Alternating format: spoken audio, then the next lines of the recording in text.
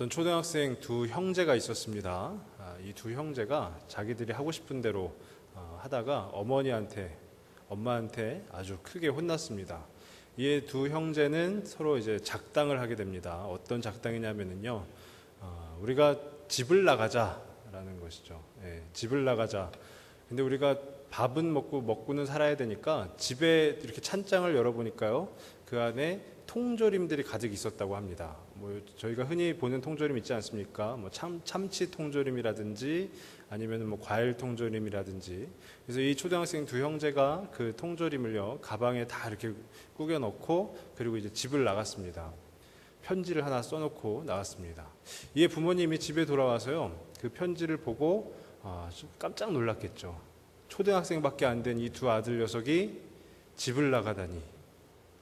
그래서 어떻게 하지? 또 어머니는 발을 동동 구르고요. 아버지가는 이제 어떻게 하지 하다가 이제 경찰에 그 신고를 하려고 하던 찰나에 때마침 현관문이 열리고 이 두 형제가 들어오는 것입니다. 그래서 이 두 형제가 왜 돌아왔는가? 그 이유가 참 재밌습니다. 왜 돌아왔냐면요, 통조림은 가지고 갔는데 통조림 따개를 못 가져가서 통조림 따개를 가지러 다시 돌아왔다가 부모님께 잡히게 된 것입니다.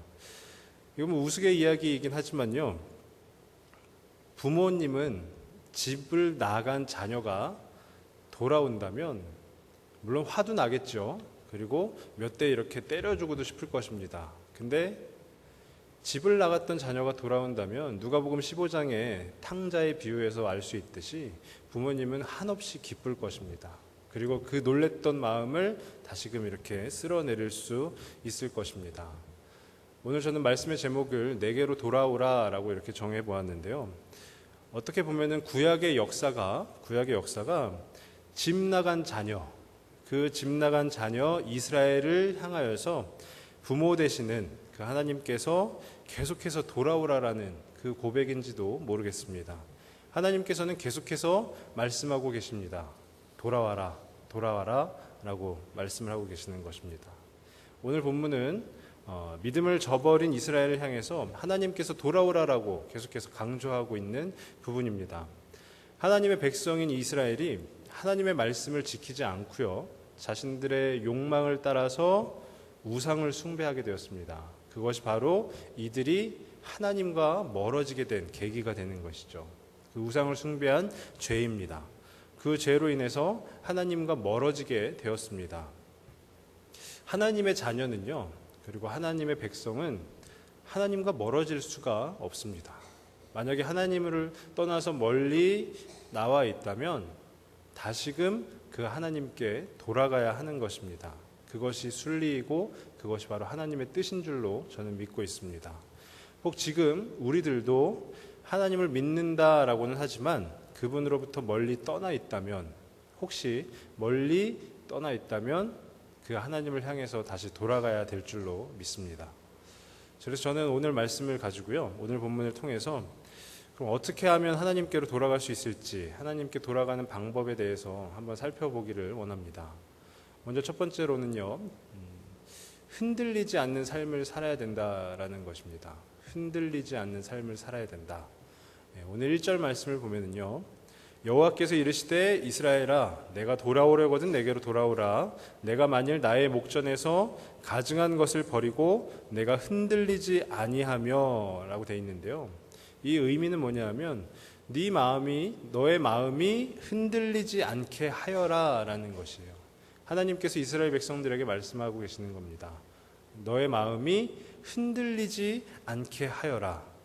이 흔들린다라는 단어의 뜻을 살펴보면요, 헤매다, 그리고 이리저리 돌아다니다, 좀 우왕좌왕하다, 그리고 계속해서 기복이 있다라는 것을 의미하는 것입니다.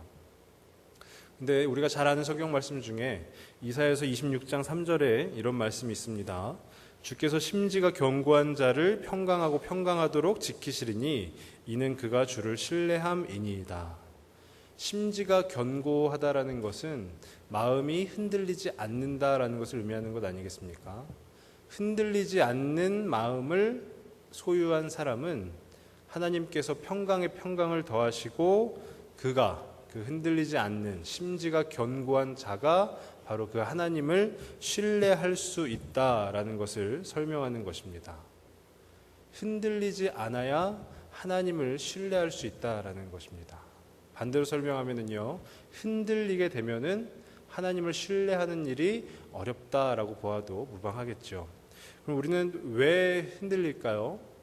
오늘 본문의 이스라엘 백성들이 흔들린 이유는 우상 때문이었습니다. 그들의 죄악 때문이죠.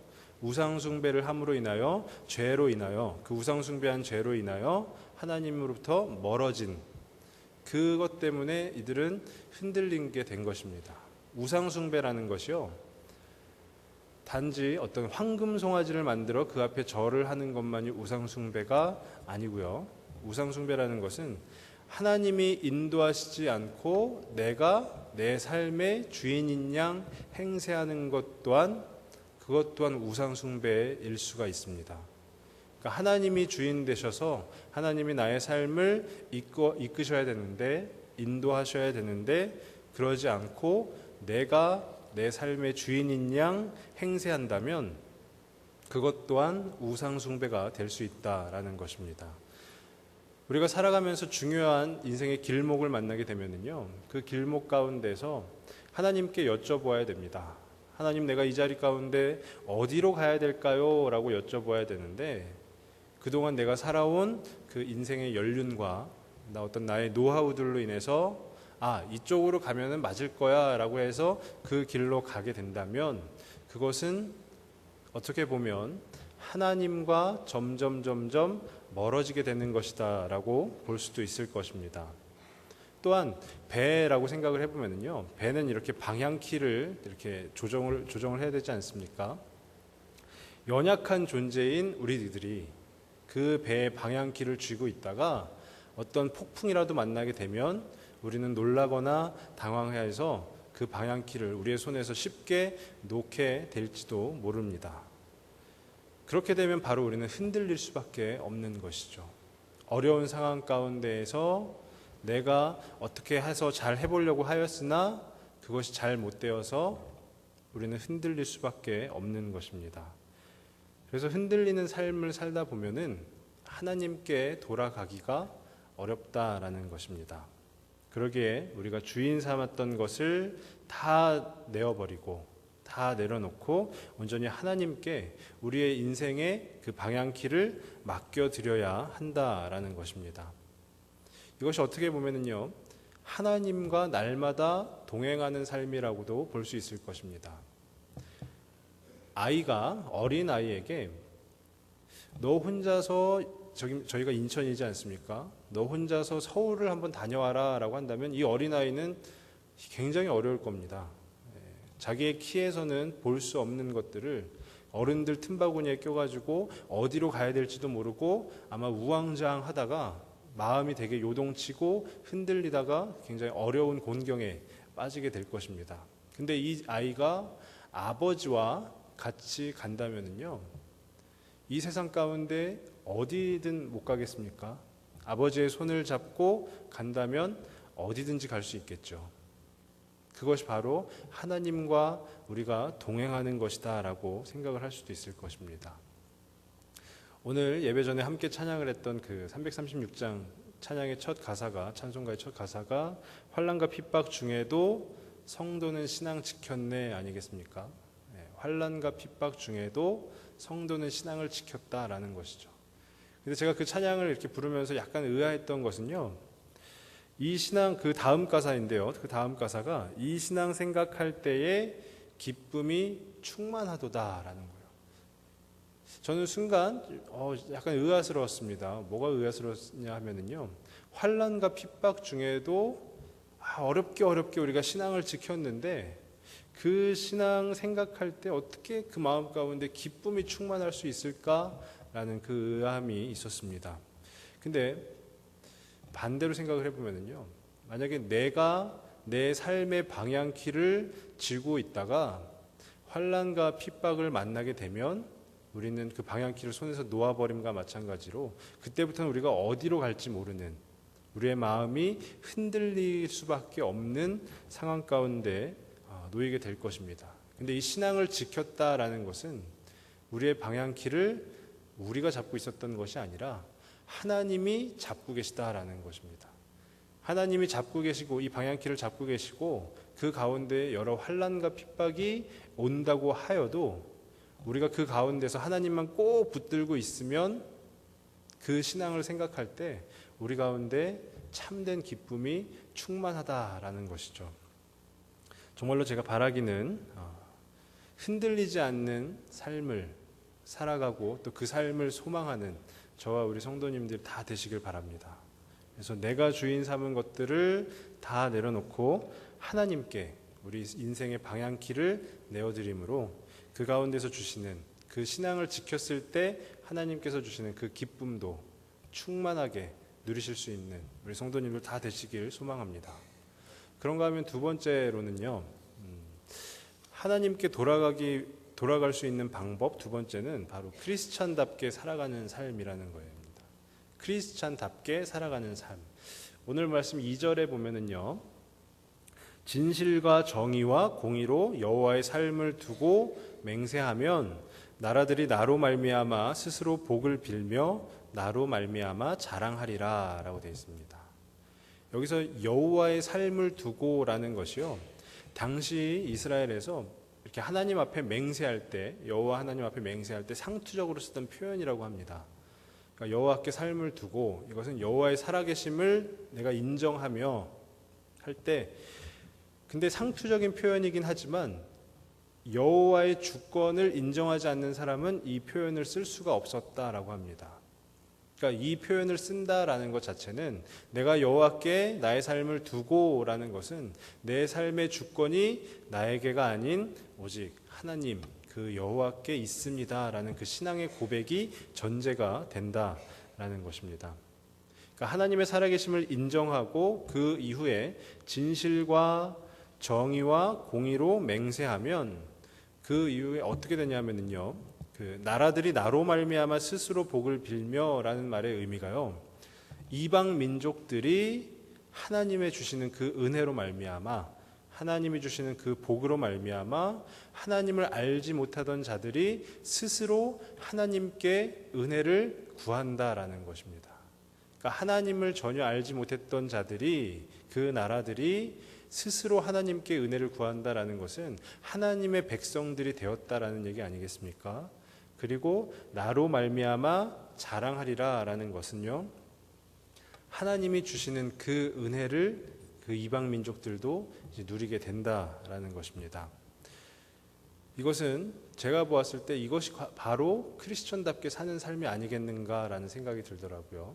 크리스천답게 사는 삶이 바로 여호와께 나의 주권이 나에게 있음이 아니라 아까 전에 그 첫 번째로 말씀드린 것과 좀 비슷한 내용인데요, 내 인생의 방향키가 나에게 있는 것이 아니라 우리 하나님께 있음을 인정하고 그 하나님 앞에 내가 진실과 정의와 공의로 맹세하면 그 이후에 하나님이 우리들 가운데 약속하셨던 그 축복을 더하여 주시는 것은 물론이요, 우리만 그 복을 누리고 그렇게 잘 살아가는 것이 아니라 그 모습을 보고 하나님을 알지 못하던 사람들도 그 복을 구하며 그 복을 누리게 된다라는 것입니다.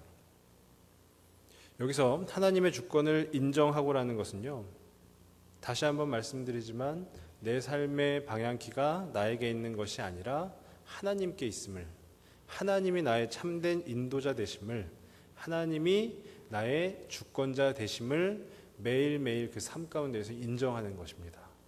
그리고 진실과 정의와 공의로 맹세한다라는 것은요, 이 맹세가 바로 서약을 한다라는 것인데요, 진실과 정의와 공의가 무엇인지부터 살펴보아야 되겠죠.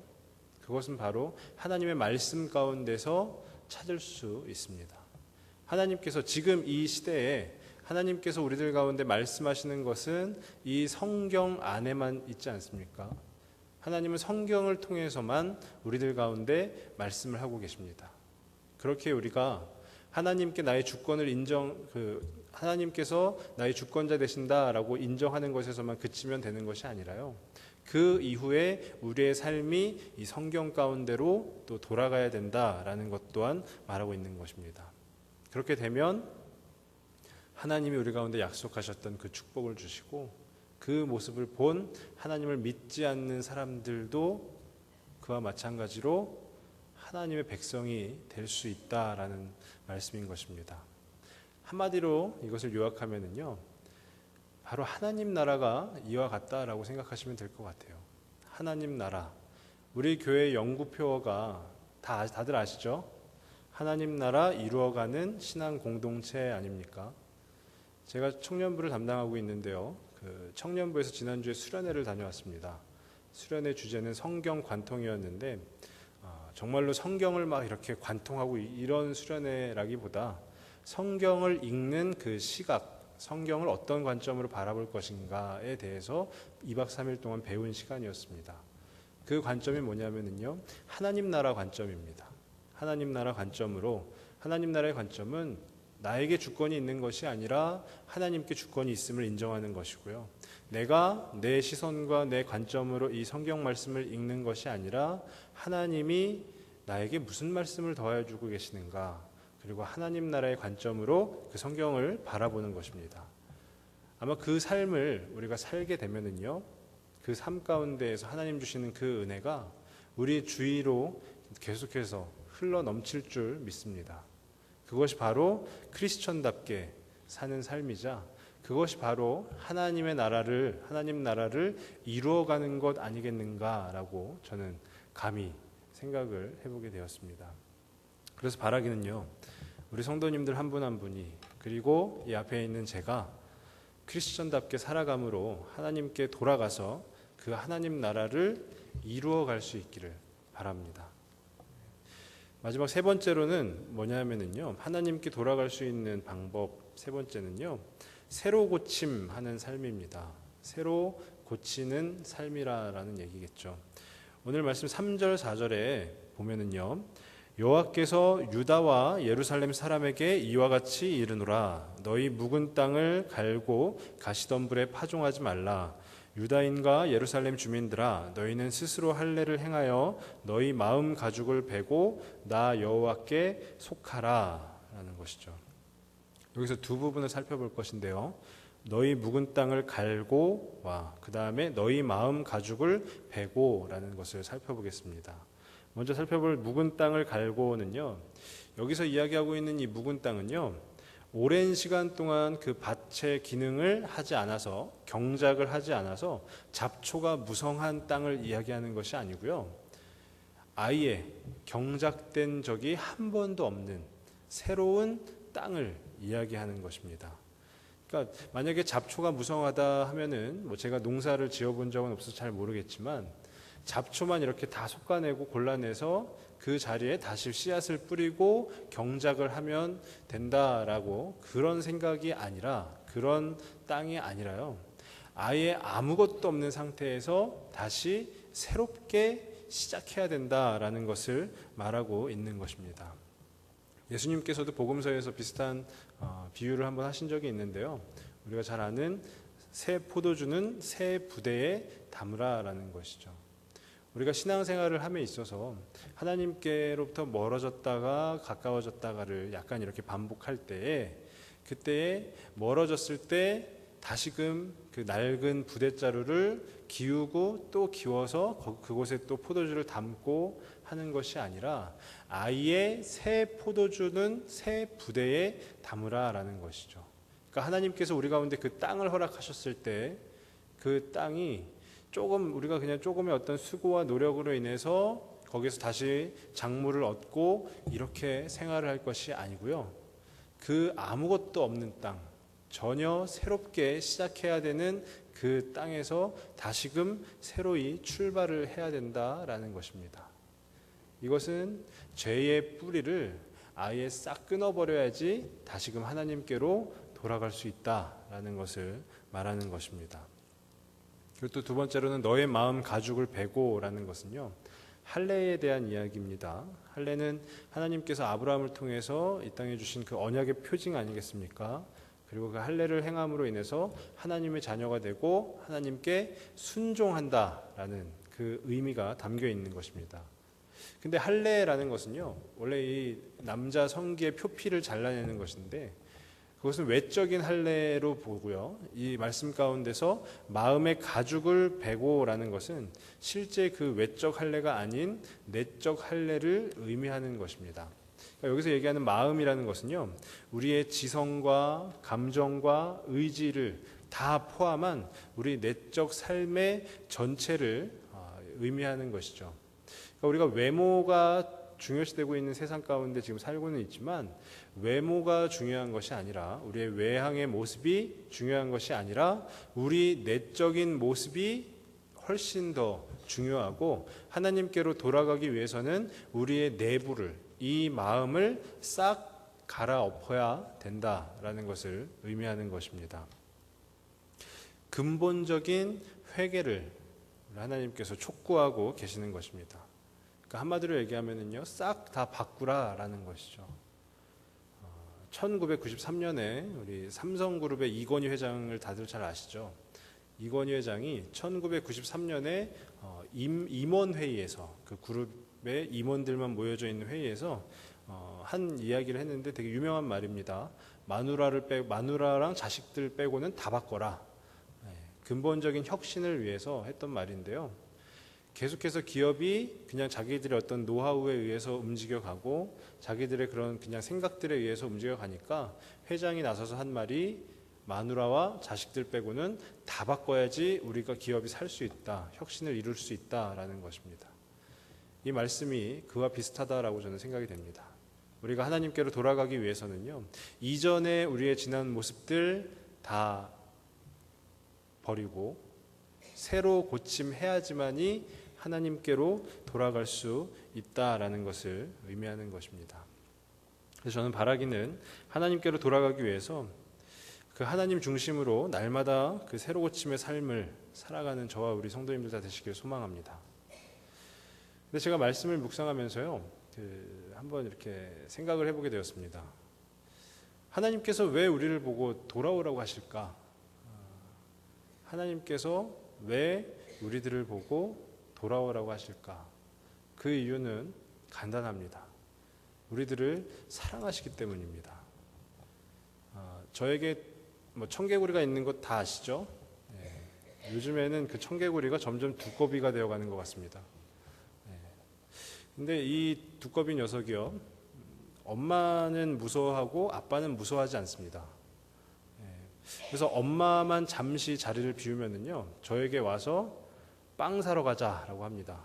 왜냐하면 이 빵을 먹으면 좀 피부가 안 좋아져서 빵을 잘 안 주거든요. 그럼 저한테 오면 저한테 와서 빵 사러 가자 하고 저는 그래 사러 가자 하고 막 가거든요.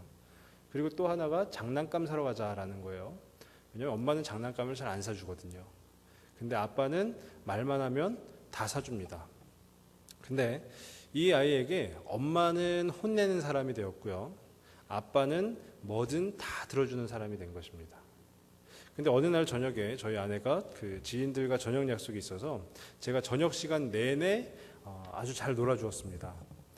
잘 놀아주었다라는 것은 빵을 사주고 장난감을 사줬다는 얘기입니다. 빵집에 가서 빵을 먹이고요, 그리고 장난감 가게에 가서 장난감을 사주었습니다. 아주 몇 시간 동안 정말로 잘 놀아주었습니다.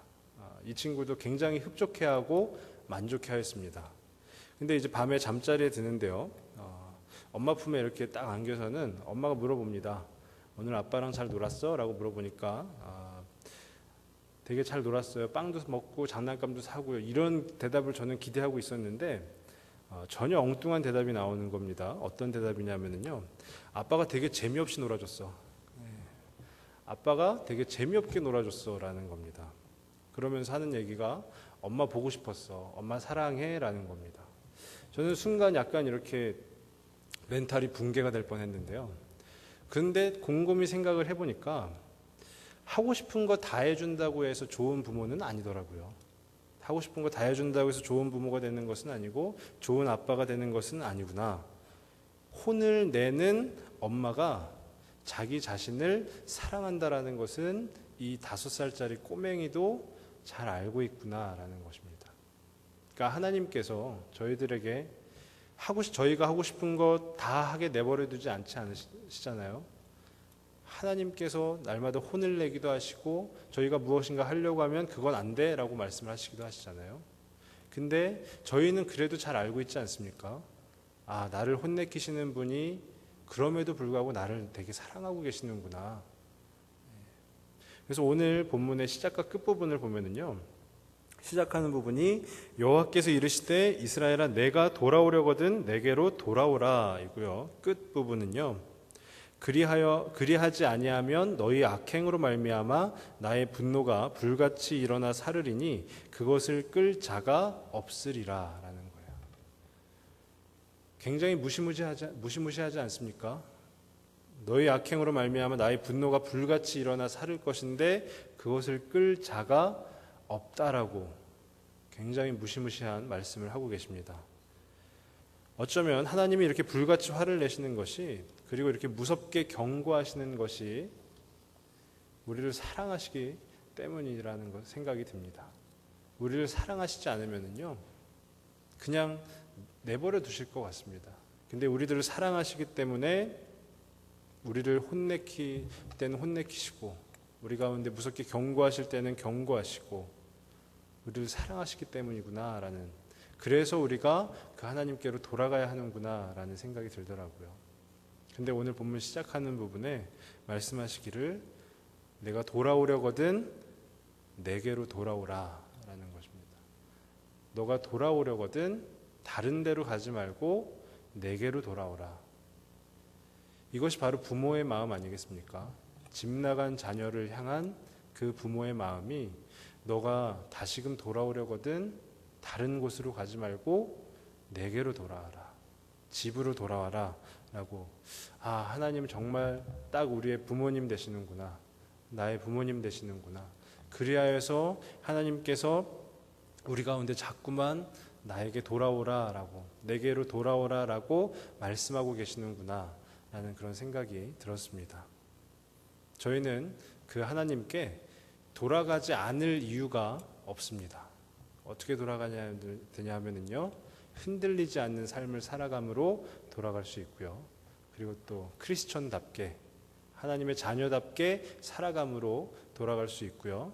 그리고 날마다 새로 고침하는 그 삶으로 그 하나님께 돌아갈 수가 있는 것입니다.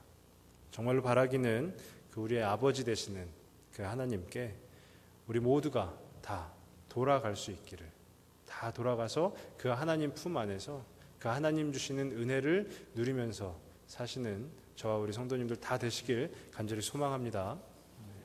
제가 기도하겠습니다.